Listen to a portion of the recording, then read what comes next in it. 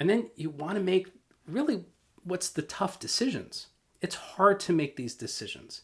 Focusing on a particular niche or ideal client, that's a tough decision to make sometimes, because what happens is it's really easy for our brains to kind of scream back and be like, wait a minute, if we focus on this niche, if we focus on this type of client, if we focus on this problem, well, what about all the other people that don't have that problem, right? If we focus on this industry, what about all the other industries that we're leaving on the table, that we're not going after, right? So it's natural to feel a little bit apprehension, right, about making decisions, but you have to make decisions.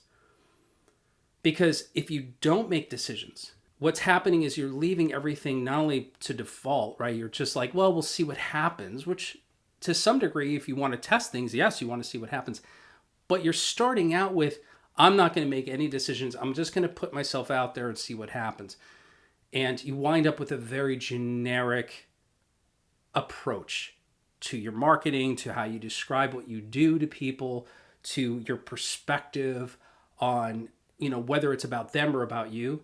So a great example of this is, I look at hundreds of trainer and consultant coaches websites every month, right? Because a big part of what I do is kind of checking out what people are doing. And one of the most common mistakes I see is it's all about them, right? They know themselves best, right? That's not something that's a tough decision.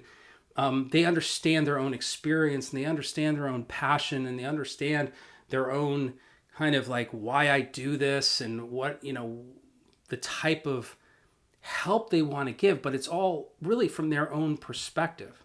And that's a great starting point. But unfortunately, when that's the entirety of your messaging, if that's the entirety of your homepage, when a potential client lands on it and everything's about you, what they're missing is it's nothing about them.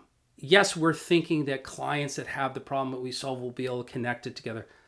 They can, but think about the way that you consume information when you're online, how much information you're digging through. We don't spend nearly as much time trying to decipher other people's messaging or solutions or value propositions as we ourselves put into our own, ideas of how we're expressing our business.